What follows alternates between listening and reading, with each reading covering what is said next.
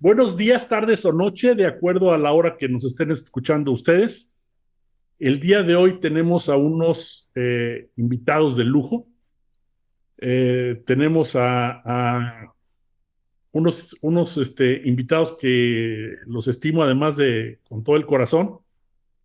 Tasha Ansa es además de ser una muy bella mujer, fue mi alumna, una alumna que fue de lo peor como alumna. Yo no sé cómo terminó la carrera porque era terriblemente distraída en todo eso, pero luego, como son las cosas de la vida, se convirtió en una extraordinaria profesionista.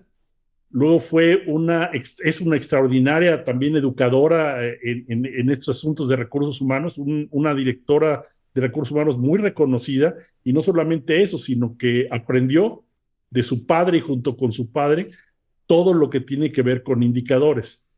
Antes de iniciar esta grabación, yo les decía que de qué se trataba la grabación, y yo les decía, mira, el problema es que muchos de recursos humanos, sobre todo los que venimos de la carrera de relaciones industriales, no es el caso de Enrique, que Enrique es un economista, digo, le tenemos pánico a los indicadores y pánico a todo lo que sea matemáticas.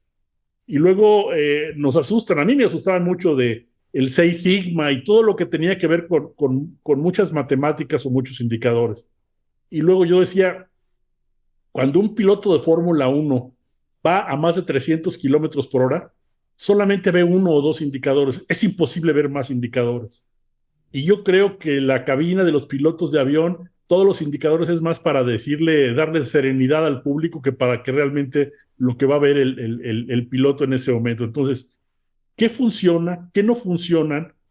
¿Qué significan hacer los indicadores? Me interesa mucho la opinión de ustedes, porque ustedes son gente que vive de indicadores, pero aquí me parece muy interesante también ahora la opinión de Tasha para decir, oye, espérame, ¿y tú qué tanto enseñaste y hiciste negocio de indicadores? Ahora, ¿cómo te va con indicadores donde estás trabajando en esa galletera? Entonces, es un poquito ese es un poquito lo que yo traigo. No sé, Jesús o Enrique, por favor, échenme la mano. Sí, hola, buenas tardes, qué gusto estar con ustedes. Desde luego, uno de los motos o de las frases que se repitieron mucho en las décadas pasadas fue que lo que no se mide no se mejora. Y siempre hubo también la sensación de que eso se quedaba corto porque obviamente hay actitudes humanas, disposiciones, conductas que parecería que no se pueden medir. Generalmente siempre las personas decían, bueno, ¿y cómo mides cuánto es mucho amor o cómo amor? ¿Y qué tanto es el que esté una persona consagrada e identificada con su puesto de trabajo y esté rindiendo positivamente y pueda hacer que ese valor agregado que tiene con su conducta repercuta en el bien de la empresa para la que trabaja y también de él y de las personas que están? Entonces, esta pregunta, cuando se plantea frente al recurso humano, siempre ha despertado suspicacias, y entonces sería muy importante que nos recordaran por qué estos argumentos no son la negación de la necesidad de medir y en qué sentido esas mediciones contribuyen a la mejora personal y de grupo en la empresa. El aprender, el repasar con ustedes esto sería sumamente valioso para mí y yo creo que para muchas de las personas que nos acompañan. Jesús, ¿qué nos comentas? Hola, buenas tardes nuevamente a todos. Hola, Enrique. Lola, Bueno, yo estoy un poco preocupado, como muchos de ustedes, porque aquí tuvimos elecciones ayer en el Estado de México y bueno, ya sabrá, ¿no? Yo quisiera referirme hacia los indicadores del futuro.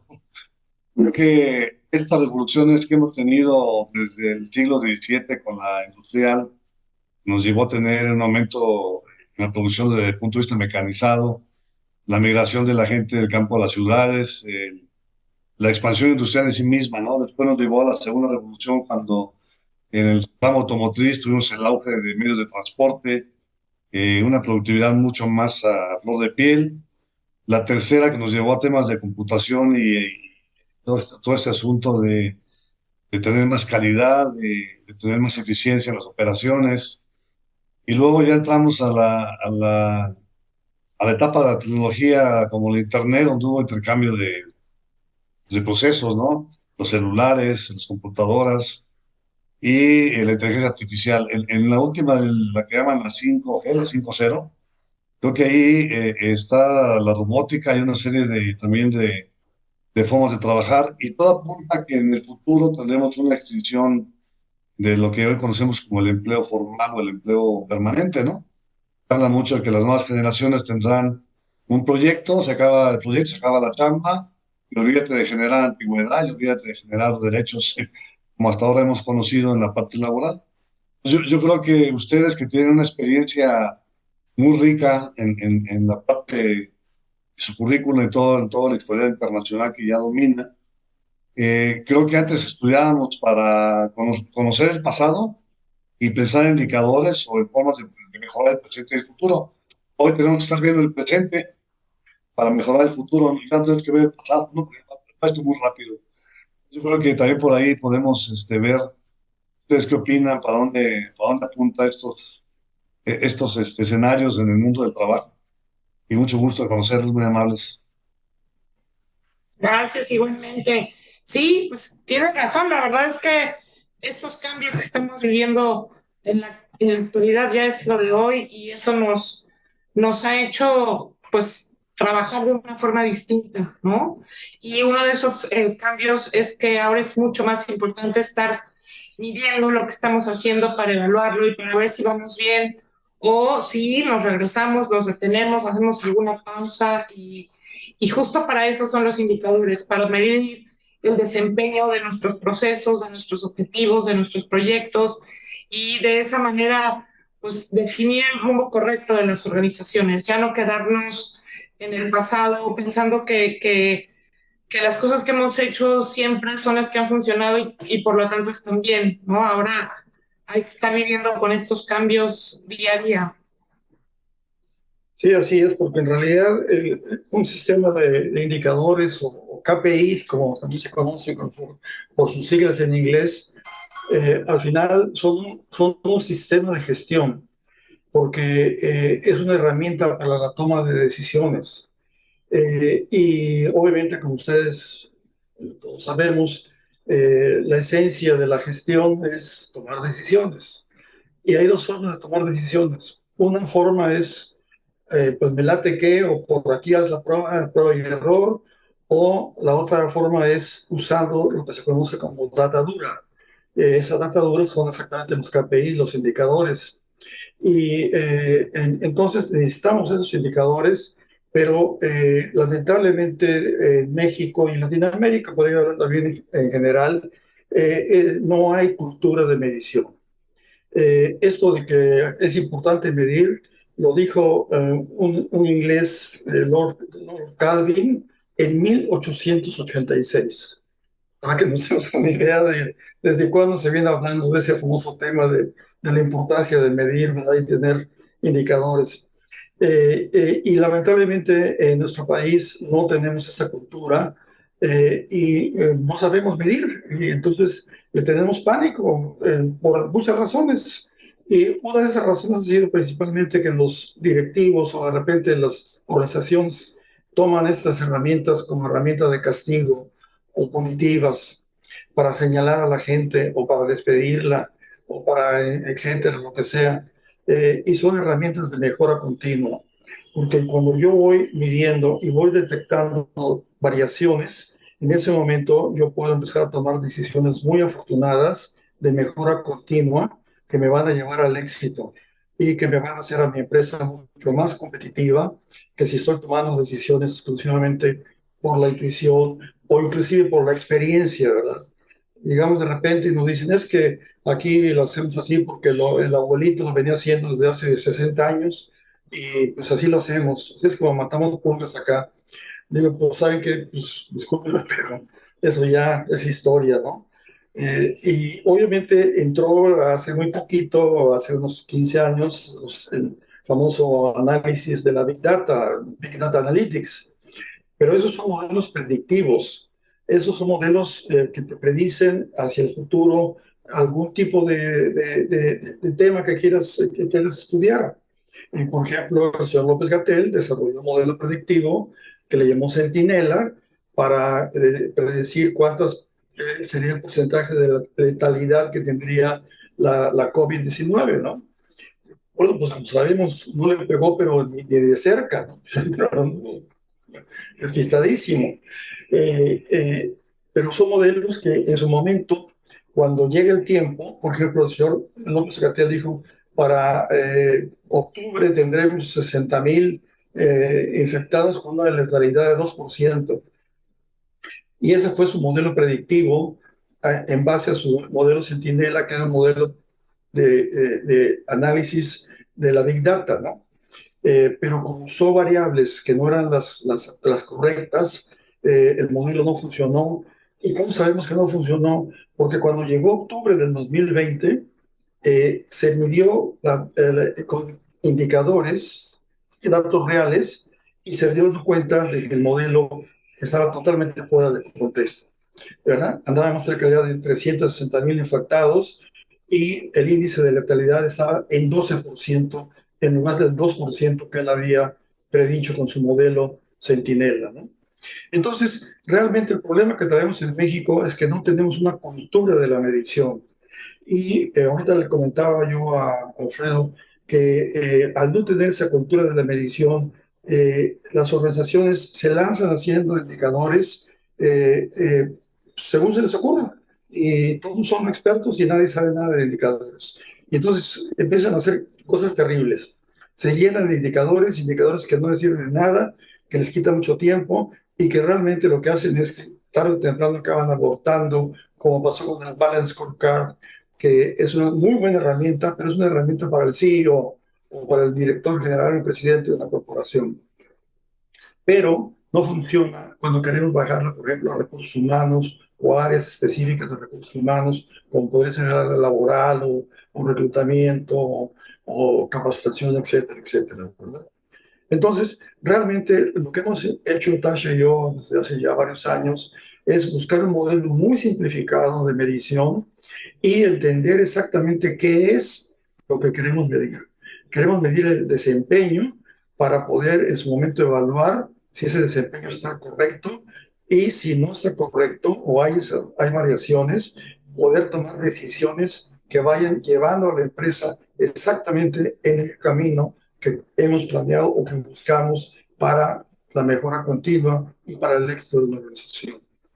Uno de los errores. Sí, oye, Miguel, me da la impresión a veces de que tenemos en las organizaciones medidores muy tradicionales, pero muy equivocados. Ejemplo, hablamos de indicadores de recursos humanos. Todos aprendimos que era un magnífico indicador y que todo el mundo teníamos que llevar el índice de rotación de personal. Y todo el mundo nos preguntaba por el índice de rotación de personal hasta que a alguien se le ocurrió decir, oye, ¿no es más importante que tú tengas un indicador de retención de personal? Dime de los que contratas cuántos quedaron ahí. Y quedamos, dice uno, es que esto yo lo aprendí hace 20 años y era una verdad. Otro indicador que es pésimo, pero todos lo llevamos, es el número de horas que se da de capacitación. Y estoy hablando de empresas privadas y empresas públicas. Y en sus informes decían, es que ahora ya estamos dando nosotros 30 horas de capacitación y que el año que entra pensamos dar 32 horas. Y todo el mundo decía, bravo, bravo, bravo. Y llegaba un momento en que decías, oye, nunca se midieron cuáles fueron las conductas que se cambiaron o algo así. ¿Nos podrían ustedes un poquito más ampliar sobre qué indicadores equivocados hemos seguido mucho tiempo y qué podemos hacer para no seguirlos? Sí, mira, nosotros hemos desarrollado un modelo de indicadores que miden la eficiencia y miden la eficacia. Si hay una alineación de causa y efecto entre la eficiencia y la eficacia, se llega a la efectividad organizacional, que es el éxito de la empresa. La eficiencia es un impulsor de la eficacia, ¿verdad? Entonces, lo que medimos como eficacia en una empresa, por ejemplo, en retención, es la empresa tiene la capacidad para retener el talento, porque es lo que nos interesa. Si se nos renuncia y se va un flojonote que nos está dando lata y que crea problemas en la empresa, pues hasta destapo las botellas de champaña y hago fiesta, ¿no? Pero si se me va una gente talentosa, me hace un hueco. Y me hace un hueco que me va a costar mucho trabajo y que me va a poder afectar sustancialmente a la empresa. Entonces, es más importante muchas veces medir ese indicador de retención del talento, porque realmente eso es lo que es estratégico, eso es lo que en su momento genera y crea el valor. Hablando de la capacitación, por ejemplo, eh, como tú dices, medimos el número de horas de capacitación o número de cursos impartidos, pero realmente medimos si esto sirvió o mejoró la productividad, por ejemplo. No, no lo medimos.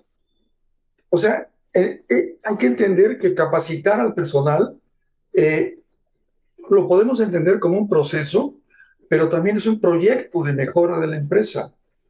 Y si el proyecto no tiene el impacto en el resultado de los negocios, no se justifica. Entonces, cuando capacitamos a la gente y lo vemos como un proyecto de mejora, tenemos que ver si realmente esa mejora se logró. ¿En qué? En participación de mercado, en satisfacción de clientes, en productividad, etcétera, etcétera, etcétera, ¿verdad? Lo vimos muy claramente a principios de este siglo, cuando vino, no recuerdo qué organización internacional vino, y midió el sistema educativo de México. Y agarró y lo dijo, señores, solamente el 30% de sus egresados de primaria y secundaria tienen capacidades de matemáticas y de lenguaje, de su lengua, español, el castellano, ¿verdad? ¿Por qué? Porque medíamos cuántos días tomó el niño de escuela, 200 días. Y se preocupa la Secretaría de Educación Pública que sean 200 días. Pero se mide si salieron más listos o más burritos de cuando empezó el ciclo escolar. Eso no se mide. Y entonces esta organización lo midió y dijo, señores, su sistema educativo es una porquería. O lo arreglan o no. Pero es que tenemos 200 días de clases. ¿Sí? ¿Eso qué? ¿Qué efecto está teniendo sobre la educación en sí? Lo mismo pasa en la empresa. Yo puedo medir como un indicador impulsor de eficiencia o como un proyecto la capacitación que le estoy dando a la gente. Pero si no mido después el efecto que tuvo, de eficacia de esa capacitación, estoy midiendo nada más la parte de eficiencia, que la eficiencia hay que medirla como un impulsor, pero me falta medir la eficacia para completar el ciclo y saber si realmente la capacitación impactó en alguna parte de los objetivos del negocio clave. Por eso se llaman KPIs, Key Performance Indicators. Y uno de los graves errores que tenemos cuando estamos midiendo es que hacemos el cálculo usando la tradicional formulita de cómo se calcula el porcentaje, ¿no? Y entonces, por ejemplo, decimos capacitar el 85% de la gente o el 85% de mis clientes están satisfechos. ¿Y eso qué? ¿Es bueno, es malo, 85%? ¿Es excelente? ¿O es como para meterse abajo de la cama, ¿verdad? De esconder la cabeza? Tenemos que entender que el verdadero medidor que queremos conocer es la variación entre lo que logré contra lo que pretendía lograr. ¿Qué es lo que pretendía lograr? Son metas, son estándares de la industria. Y esa variación es lo que en su momento me da una información muy rica para saber si mi empresa está siendo competitiva o no dentro de los términos que tengo planeados. Y si encuentro con que la variación es negativa, tengo que inmediatamente reaccionar con planes de mejora, ¿verdad? O mantenerlas. Estoy en muy buen nivel, perfecto, excelente, vamos, nos seguimos ahí. Pero realmente tenemos que entender qué estamos midiendo y por qué estamos midiendo. Y los indicadores no aparecen de la nada, no surgen así de repente por gracia del Espíritu Santo. Qué bueno fuera que fuera así porque me voy a la iglesia y entonces saco mis indicadores ahí, ¿verdad? Pero los indicadores surgen de objetivos. Tengo que tener muy claramente definidos los objetivos y consensados con toda la organización, ¿sí? Con todos los actores que participan en la organización, para que el objetivo entonces me genere un indicador. Y ese indicador me tiene que decir si ese objetivo y su respectiva meta la estoy logrando o me estoy quedando corto o la estoy superando. La estoy quedando corto, ¿por qué? Hago un análisis. Ese es el análisis de las variaciones. ¿Por qué estoy quedándome corto? Y esto me tiene que dar una respuesta. Y esa respuesta la interpreto. ¿Y qué es interpretar? Es sacar conclusiones o aprendizajes de lo que me arrojó el análisis.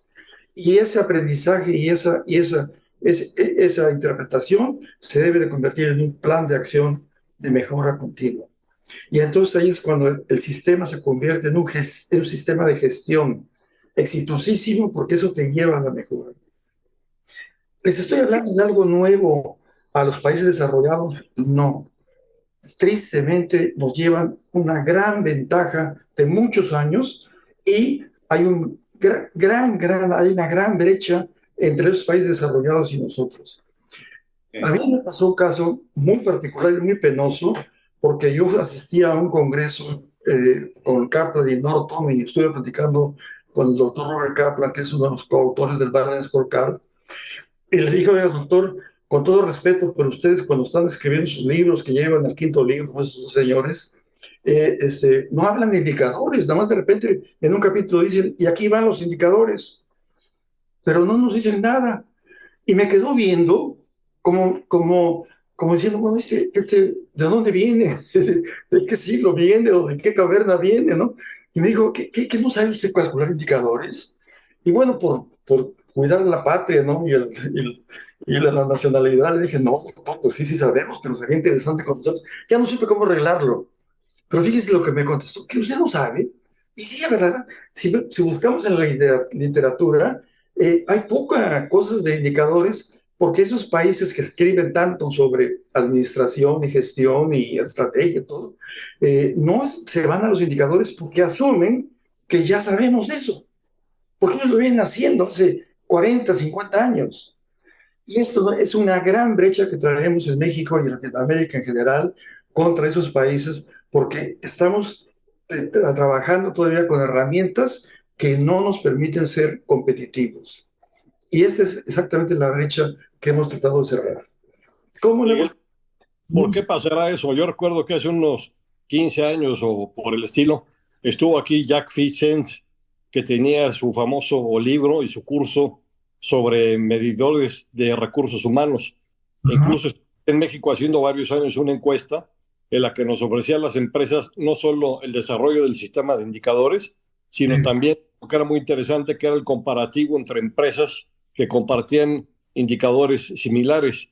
Y en eso estaban empresas grandes y fuertes y que parecía que eso iba a tener mucho arraigo, pero me parece que eso que después pues fue, no sé qué pasó exactamente, no sé si ustedes sepan cuál es la historia de eso que parecía que arrancaba y que por lo visto quedó por ahí en el aire. Sí, la empresa finalmente la acabó comprando Deloitte. Ah. Y Deloitte sí tiene ese sistema comparativo que le llaman buses o autobuses. Y entonces te comparan, por ejemplo, todos los bancos, tiempo de espera en los bancos de México, por ejemplo. Pero desafortunadamente, ese señor que vino a México y que nos lo ofreció, le vendió la empresa Deloitte. Y si queremos un sistema comparativo de indicadores, Deloitte te lo da y te lo hace perfecto. Pero te viene un facturón que te vas de espalda. Entonces dices, esto está medio difícil. Bueno, pues miren, perdón por el comercial, pero yo escribí un libro precisamente que sale el próximo mes, en julio. Está editado por Editorial Trillas, que se llama Sistema de Indicadores de Recursos Humanos.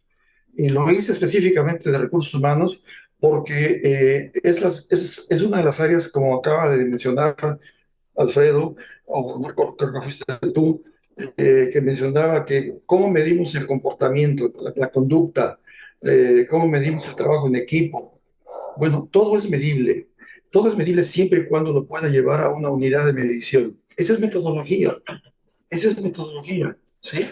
Y entonces si yo puedo llevar cualquier cosa, aunque sea muy subjetiva, a una unidad de medición, en ese momento yo ya puedo generarle un indicador, un KPI, y ya puedo medirlo y decirte, esto es algo. Ahora, hay indicadores que no vale la pena medir. Por ejemplo, la función de un contador, y no tengo nada contra los contadores, pero ¿para qué mido la función de un contador? Entregaste a tiempo tus informes financieros, siempre los entregan a tiempo. Se quedan trabajando hasta las 4 de la mañana y trabajan 3 días seguidos y no duermen, pero entregan a tiempo. Y bueno, pero eso agrega valor. El valor sería el análisis que le hiciste a ese informe contable o financiero, le está sirviendo al usuario para que tome mejores decisiones financieras. Eso no lo medimos. Y eso es lo que en su momento es importante medir. Entonces, insisto, el grave problema que hemos encontrado a lo largo de nuestras funciones en la academia y en la consultoría es el bajo nivel de conocimiento de metodologías para medir. Y obviamente hay indicadores informativos, indicadores que tenían el desempeño, unos indicadores comparativos. El sistema nacional macroeconómico te mide muchos indicadores comparativos. El más famoso es el PIB. Se dice el crecimiento, el Banco de México acaba de anunciar que el crecimiento va a ser de 2.3. Bueno, ahí te está dando un indicador comparativo, ¿sí? Bueno, hay que saber que es un indicador comparativo. ¿Y cómo se mide? Es muy sencillo, de verdad, pero es simple en el momento que ya ves la metodología. Hay otro indicador muy interesante a nivel mundial, que es el índice Gini, ¿verdad? Que te mide, es un economista, el que lo desarrolló, un economista italiano, como ustedes saben, que desarrolló para conocer cuál es el índice de, Igualdad. no, de diferenciación en los niveles económicos de la población. ¿Qué hay del indicador de felicidad o de calidad de vida, que también es algo Claro, comparativo, ¿no? sí, claro, se puede medir con un comparativo o lo puedes medir con un indicador poniéndole una meta. Y bueno, pues se puede medir. Pues, simplemente hay una químico en el cerebro que te dice cuál es tu nivel y dicen que el hombre más feliz de la Tierra pues es ese señor monje que vendió su Ferrari famoso, ¿no? Este, todo es medible. Lo que pasa es que también hay que entender qué es lo que debemos de medir y qué no vale la pena medir. Y le mencionaba a Alfredo hace rato que nuestro sistema mide cuando mucho 25 indicadores. 25 indicadores para una empresa. Una empresa de mediano tamaño, no una empresa de 10 empleados. Una empresa de 200, 300 empleados, con 20, 25 indicadores, podemos perfectamente bien tener un sistema muy claro de cómo gestionar esa empresa, cómo evaluar su desempeño y cómo sabemos cómo está, cómo vamos y cómo podemos mejorarla para estar en ese ciclo virtuoso de la mejora continua. Pero creo que ya hablé mucho mejor si quieres. Hay algunos índices que parecen medio absurdos, medio locos, pero a veces dan mucha verdad. Por ejemplo, estábamos hablando del índice de costo de vida y todo eso, y el famosísimo índice MAC, de cuánto cuesta una McDonald's en los diferentes países, también da una buena idea de qué está sucediendo en cuanto al costo de un producto, ¿no? Puede ser algo interesante. A mí me gustaría saber si un poquito, si nos pudieras abundar, de decir, oye, mira, ¿cuáles serían, digamos, tu top 10 o tu top 5 de indicadores y, digamos, y tu top 3 de indicadores de recursos humanos? Mira, siguiendo un proceso estratégico de atraer talento, como hemos manejado esa línea estratégica, de atraer talento, manejarlo, desarrollarlo y retenerlo, yo te diría que uno de los indicadores críticos en la atracción del talento sería qué nivel de personal de nuevo ingreso a los 3 meses o a los 6 meses, como lo queramos medir, tuvo una buena evaluación, ¿sí? De desempeño.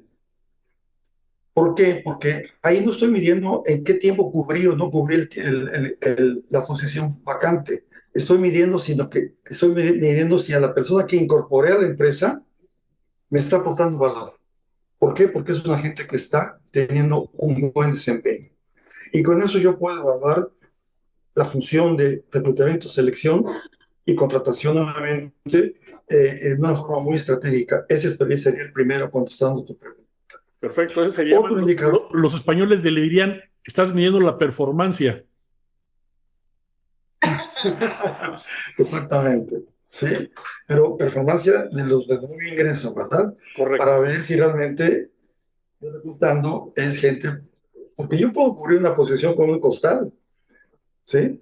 Y de repente nos pasa a la gente que estamos en reclutamiento de selección, que viene el director general y te dice, oye, esta posición lleva vacante 3 meses y no lo puedes cubrir. Y lo que les contestaba, por lo menos en mi caso, cuando yo estaba en esos niveles, lo que les contestaba es, si quieres te la cubro mañana, pero te la cubro con un costal. Porque esa posición que me estás pidiendo tiene un perfil muy especializado, muy difícil y pues necesito tiempo porque no voy a traer a cualquier chango y lo voy a meter ahí, porque después, ¿qué hacemos con él? Entonces, tenemos que entender eso, ese es el gran reto y hay que educar a los directores generales porque no entienden esto, ¿no? Otro indicador muy importante es el nivel de capital humano. ¿Qué es eso? Se ha puesto muy de moda el término de capital humano, pero capital humano es solamente aquella persona que tiene las competencias del puesto que desempeña. Si una persona no tiene las competencias del puesto que está desempeñando, no es capital humano. Entonces es un indicador muy interesante. Vamos a suponer que yo tengo 100 personas en mi población, en mi plantilla, pero de esas 100 personas solamente 40 personas cumplen con las competencias del puesto que desempeñan. Mi capital humano es 40%. Y me ha pasado eso. He llegado a empresas en las que he medido el capital humano bajo esos criterios y están en 40%. Y viene el director general y me dice, ¿por qué no estoy alcanzando mis números? Porque tu gente no sabe hacer el trabajo que se supone que tiene que hacer. Entonces, ahí tienes otro indicador muy importante. Índice de capital humano. La gente que está haciendo su chamba tiene las competencias para hacerla o no las tiene. Otro indicador básico es el indicador del liderazgo. Como sabemos, el liderazgo es la parte básica y esencial en todo el proceso de una organización, porque es exactamente esa parte intermedia que, sobre todo el líder, que es el supervisor o jefe de departamento, que está ahí en el cinturón ahí, que es el que está realmente manejando a la gente. Esa gente no les tenemos que enseñar tanto si el estilo de liderazgo es empresarial o eres sociable. No, hay que darles técnicas de manejo de gente. Los gringos le llaman people management, ¿verdad? Y les das técnicas de cómo manejar, cómo delegar, cómo darles apoyo, cómo hacer que trabajen, retroinformación, cómo hacer que trabajen en equipo. Ahí tienes otro indicador crítico, importantísimo. Después, si nos vamos a la parte de retención de talento, lo hablábamos hace rato, ¿sí? Yo mido la rotación, pero puedo medir la rotación de un segmento solamente de la población de la empresa. ¿Qué segmento es ese? El segmento que tiene alto potencial, los high potentials que le llamamos. Y mido la rotación de mis high potentials.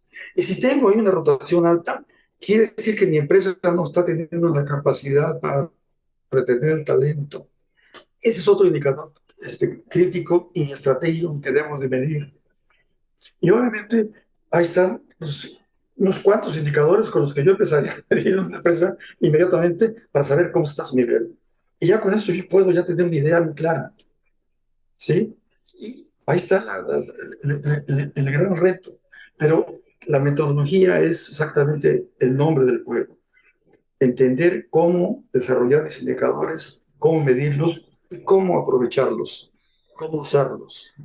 Ese es el gran reto también, porque conozco empresas que miden los indicadores, los suben a un tablero de control y ahí se quedan.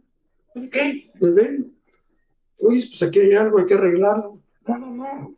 ¿Cómo? ¿Quién? ¿Cuándo? ¿A qué hora lo va a arreglar? ¿Con qué recursos? ¿Sí? Etcétera. Hay que cerrar esos ciclos.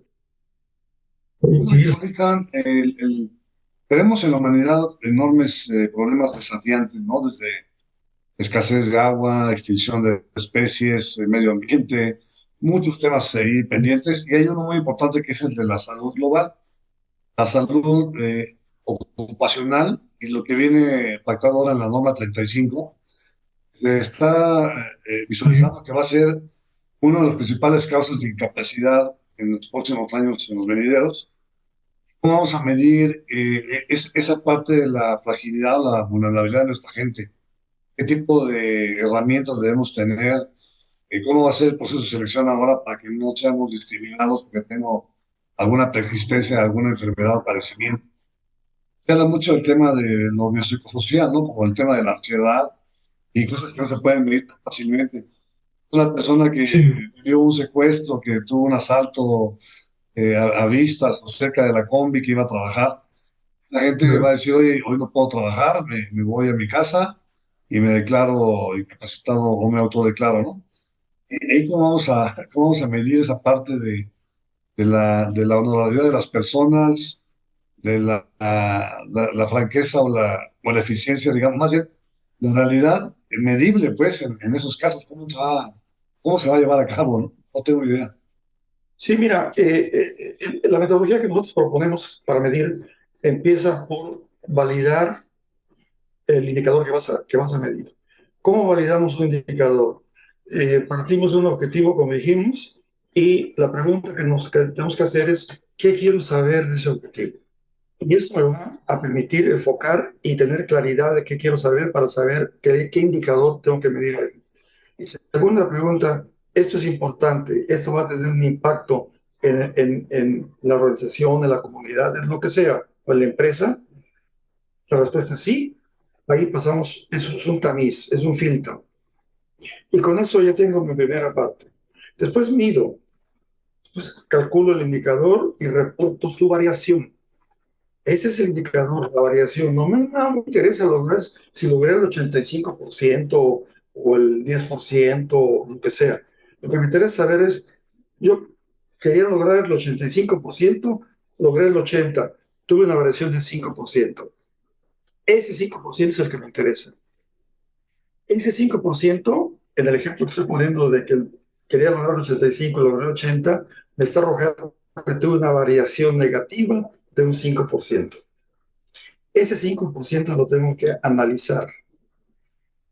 El modelo que estamos proponiendo de análisis para que precisamente no nos metamos a las matemáticas, nos tenemos que meter ahí a las estadísticas, hacerles grandes problemas, es el modelo que se vino usando hace muchos años, que posiblemente ustedes ya conocen y manejan, que se conoce como el modelo de raíz causa de fallas. ¿Sí? Y ese análisis me permite conocer por qué tuve esa variación. Pero, y proponemos a las organizaciones, tanto públicas, privadas, grandes, chicas, el giro que sea, que ese análisis de raíz causa de falla sea más preventivo que correctivo.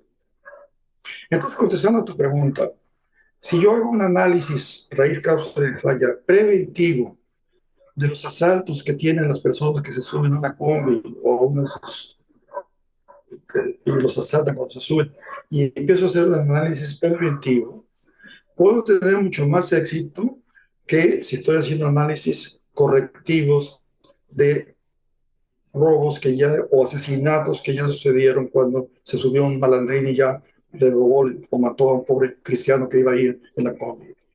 Entonces, ahí está el otro punto crítico de la metodología. Y después, hacer presentaciones y definir responsables y dueños de cada indicador. ¿Sí? Eso en inglés se conoce como el accountability. Y es un nombre muy afortunado en inglés porque le está diciendo, te estoy llevando la cuenta. Tú eres el dueño de este indicador y eres responsable de alcanzar la meta. Y si no lo alcanzas, tú vas a ser responsable de darme una razón, una explicación, un análisis y una acción de correctiva de qué hacer para corregirlo. Ese es todo, a grandes rasgos, la metodología que manejamos. Y es el que está usando Tasha ahorita, por ejemplo, en Galleteras Donde, en la que pues cuando llegó y vio los indicadores que manejaban ahí, llegó y me decía, mira por todo lo que están midiendo. Ni siquiera se acerca a un indicador, esto es una vacilada. Dice, pues sí, pero sí es lo que miden. ¿sí? Es que Ese es un poquito la pregunta que yo quería hacer a continuación a la siguiente, precisamente es un poquito de tu experiencia, Tasha, donde llegas tú a una gran empresa, en una entidad federativa importante como es Mérida, una galletera muy exitosa, y tú tienes un gran bagaje de conocimiento de indicadores. Llegas ahí y ¿qué pasa? Ajá. Sí, mira, la ventaja que tuve es que cuando llegué a la empresa, mi jefe llegó unos meses antes que yo y él traía ya un conocimiento e ideas sobre los indicadores. Entonces, ya había empezado como a hablar de este tema con las cabezas de la organización. Y ya había empezado como a revisar los indicadores que ya traían pues de hace más tiempo, ¿no?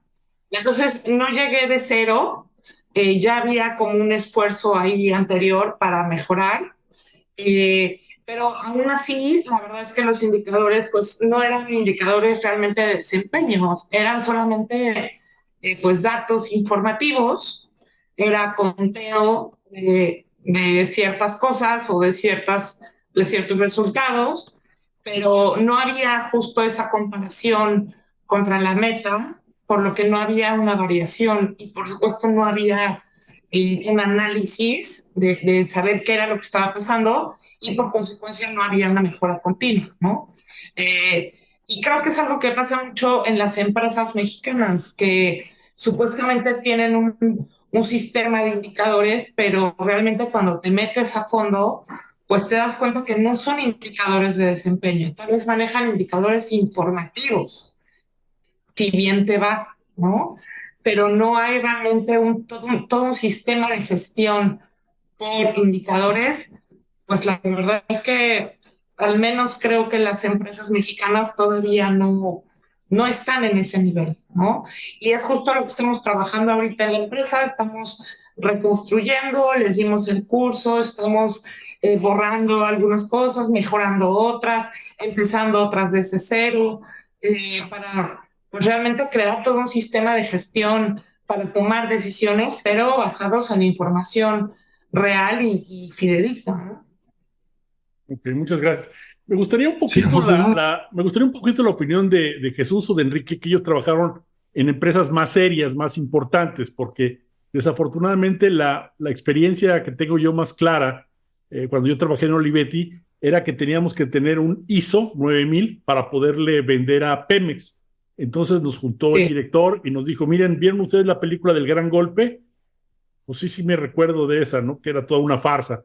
Y me dice, bueno, pues vamos a hacer esto, vamos a hacer las portadas de los libros, vamos a hacer todos como que ya sabemos el ISO, van a venir unos inspectores y ustedes tienen que contestar esto, esto y esto. No me interesa el ISO, únicamente me interesa el contrato para poderle vender a Pemex esto. Y así lo hicimos, pero realmente no era nada cierto. Pero me imagino que Enrique y Jesús, que trabajaron en empresas más serias, ¿qué opinión y qué uso le dieron ustedes a los indicadores? Jesús, tú primero. Dale, dale. Bueno, obviamente, cuando estás en operación y te toca recibir a la gente del corporativo, tienes una postura distinta cuando tú eres el corporativo. Entonces, estar en los dos lados me dio a mí la idea de ser muy prudente cuando vienen los corporativos, haciendo sus auditorías, buscar indicadores y ver el avance en todas las áreas. Porque después te va a tocar hacer los lineamientos y vigilarlos, ¿no? Lo relevante que, como ustedes saben, al menos en la empresa donde yo estuve, era la política de reinvertir prácticamente toda su capital, todas las utilidades.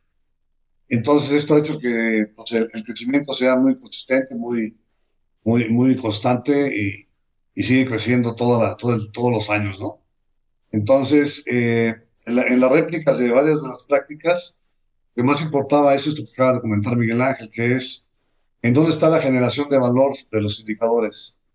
Y nos enfocaban mucho a la parte de talento. Incluso teníamos largas sesiones para ir evaluando de manera muy objetiva el desempeño de esta gente de high potencia que mencionabas, ¿no? Creo que partiendo de esa base de los que dirigen, los que toman decisiones, el resto de los indicadores eran los muy comunes, como estos que comentamos hace rato vistos de forma positiva, la rotación, el indicador de permanencia de la gente, el indicador de asistencia y no de ausentismo. Sabemos que en países latinoamericanos como aquí en México, cuando llegas a pedir trabajo, prometes ser el mejor trabajador de la empresa, ya no le busques más candidatos, yo soy el ideal, le prometo que nunca voy a faltar, siempre voy a llegar temprano. Y después metes un premio de asistencia para que no falten, pones un premio de puntualidad para que lleguen temprano, y nos hacemos un poco paternalistas en estos temas, pero finalmente esa es la costumbre. También mediamos esas cosas. Algo relevante que incorporamos fue el famoso tiempo extra. Como ahorita decía Miguel Ángel, en la desviación de eficiencia, en lo que no lograste, nos damos cuenta que ese indicador de tiempo extra era como la antesala de los accidentes. Gente cansada con exceso de tiempo extra era la que era más propensa, digamos, a tener algún accidente o alguna incapacidad posterior o simplemente faltaba trabajar, ¿no? Entonces sí nos fuimos fijando de manera muy puntual en cosas que afectaban la operación continua. Y también, bueno, todo el tema que vivimos de calidad, los indicadores y los índices de Chicago, entonces esas herramientas que luego son dando 85, ¿no? Por ahí más o menos. A mí la experiencia que tuve con indicadores en empresas de alta ingeniería y con una capacidad realmente no de nombre, sino dura de competitividad mundial, pues tenías unas organizaciones en las que primaban los ingenieros y había una gran cantidad de estándares industriales para eficiencias productivas, para efectividad, que se lograban plenamente.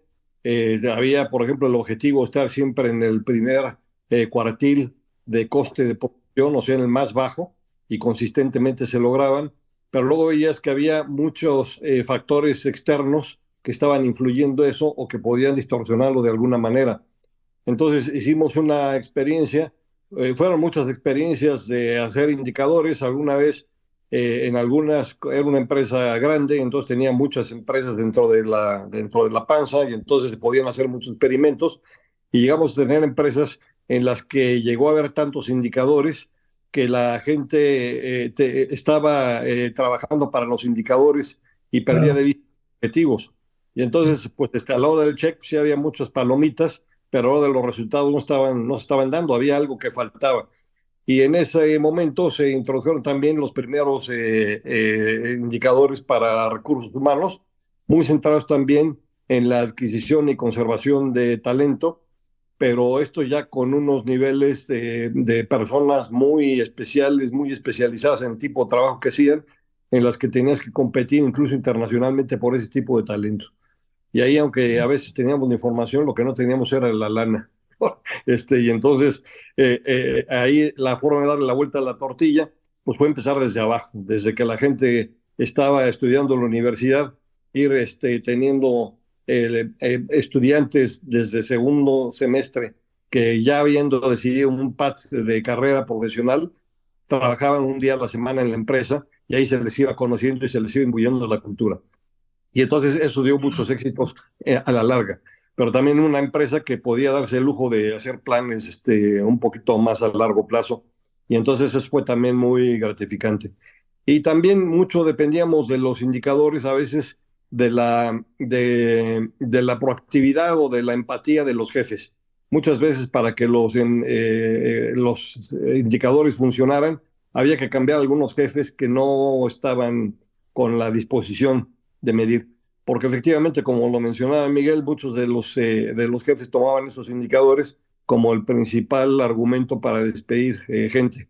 Y entonces, incluso se manipulaban los indicadores o se les daba un sentido contrario a lo que realmente se pretendía. Y finalmente también en el proceso hubo una depuración y se pasó, en alguna de ellas hubo una planeación de Hoshin que llegó hasta los porteros y su repercusión. Ahí inspiró mucho un modelo que tuvo Sears, en el que medía la atención de servicio a los clientes por parte de los empleados de piso y cómo se reflejaba en las utilidades Eso tuvo mucho auge en algún tiempo en el mundo del comercio. Y que también por una sobresaturación se dejó, yo creo que de aplicar también cuando tuvo dificultades ya. Es una empresa como Sears que empezó a ir al declive y presumía tener un modelo extraordinario. Entonces, como que no encajaba mucho el tema, ¿verdad? Pero siempre fue una forma muy útil de hacer operativos, como los ponen ustedes muy bien, Miguel, el que es un método de trabajo, una forma en la de asegurar que los resultados se vayan dando. Y si lo tienes desenfocado, pues es nada más una carga más, o como casi el chiste que nos acaba de contar Jesús, ¿no? O sea que también se nos da mucho aquí bueno, hacer como que hacemos, pero sin querer entrar al fondo. Pero yo creo que en estas empresas que utilizaron estos indicadores siguen vigentes y se ve la conexión entre esa eficiencia y esos resultados. Para nosotros fue una cosa muy, muy positiva. Para cerrar esta muy amable plática que tuvimos sobre indicadores, temas muy importantes, ¿nos podrían ustedes, con toda la gran experiencia que han tenido, Miguel Ángel y Tash, decirnos cuáles serían sus 3 principales consejos para indicadores? ¿Qué es lo que te gustaría poderle transmitir a nuestros oyentes? Mira, es lo que le recomiendo mucho a la gente en la academia. Yo, como tú sabes, llevo ya muchos años dando estos cursos de indicadores, y lo que les recomiendo es que aprendan la metodología. Lo primero que les digo cuando voy a iniciar el curso es que yo no les voy a enseñar un curso de indicadores, les voy a enseñar un curso de metodología para desarrollar y aprovechar y usar los indicadores. Entonces, esa sería mi recomendación central. Aprendan metodología, porque si no van a empezar a hacer puras travesuras, cosas incompletas que tarde o temprano acaban abortando, porque o se pasan y están haciendo más caro el caldo que las albóndigas, o simplemente se dan cuenta de que no le está funcionando, o llega el momento en que lo abandonan, ¿verdad? Entonces, metodología es el nombre del juego. Y yo, mi consejo sería ahorita que para el éxito de este proyecto de tener todo un sistema integral de indicadores, necesitas un sponsor.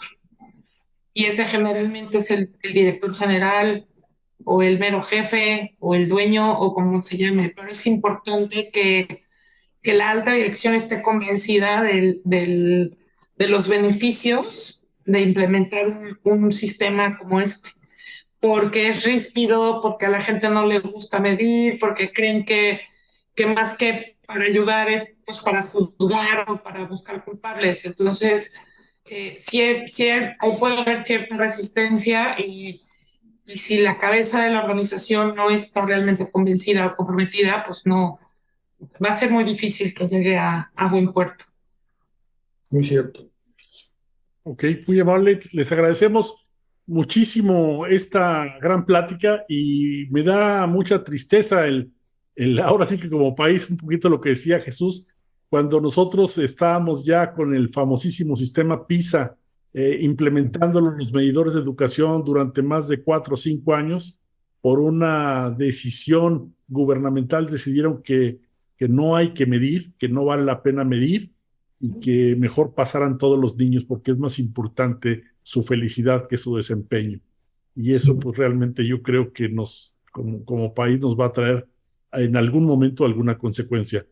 ¿Algunas palabras de despedida, Enrique? No, pues muchas gracias. Yo creo que los días que estamos viviendo nos indican que todavía le hace falta mucho punch a la voluntad de cambio dentro de nuestro país, que no debemos dejar de hacer todos estos métodos que a ciertos niveles de políticos se les desprecia, que se les cree que no agregan valor, que no sirven para nada, que son solamente un gasto que hay que suprimir y que todo lo demás es sumamente fácil de hacer. Yo creo que esta visión torpe que a veces se extiende a diversos niveles, no solo de gobierno, sino también privados y sociales, nos lleva a una situación en la que realmente no estamos mejorando como país, sino únicamente estamos manteniendo las cosas como las recibimos. Entonces yo creo que esto empieza por tener la claridad de que para lograr un objetivo hay una metodología, hay unos pasos, hay una disciplina y hay unas cosas que hay que hacer. Mientras no las hagamos, pues vamos a seguir teniendo lo que vemos.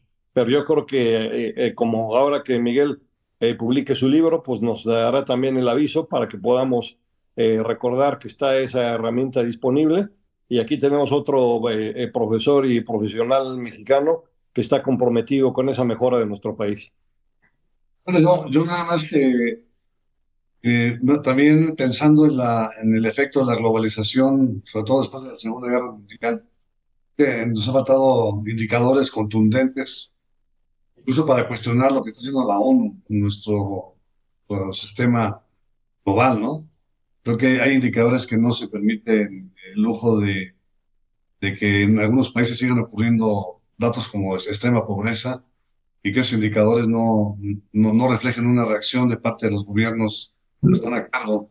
Hay indicadores muy drásticos y muy graves que pareciera que son como desapercibidos o simplemente son insignificantes para la gente que decide.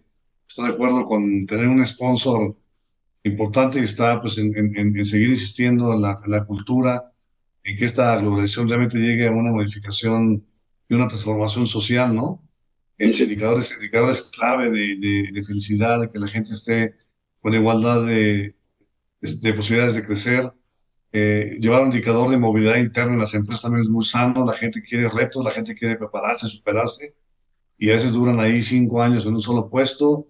Y bueno, son cosas que también le dan a la empresa un prestigio, le permite tener una reputación, que también tiene un indicador que se empieza a medir de manera importante, sobre todo en los jóvenes, que ahora buscan el ranking de las empresas más, no nada más prestigiosas y rentables, sino también las que tienen mejor reputación por el tema de ser flexibles y empresas adaptables al entorno actual, ¿no? Entonces, sus intervenciones muy aleccionadoras y muy amables por su tiempo. No, al contrario, muchas gracias. Fíjate, el índice de movilidad social, por ejemplo, híjole, terriblemente bajo en México, ¿no? Y da mucha tristeza. Pero ese es un indicador muy importante para nuestro país. Bueno, pues nos quedamos reflexionando mucho con ustedes. Les agradecemos mucho su amable y su gran intervención. Hemos aprendido mucho, hemos conocido más sobre este tema que a veces nos parece difícil de comprender. Y buenas tardes, mañanas, o buenos días, tardes o noches para nuestra audiencia. Despedimos esta transmisión y los invitamos a la siguiente. Muy amables, muchas gracias. Hasta luego, gracias. Claro. Gracias.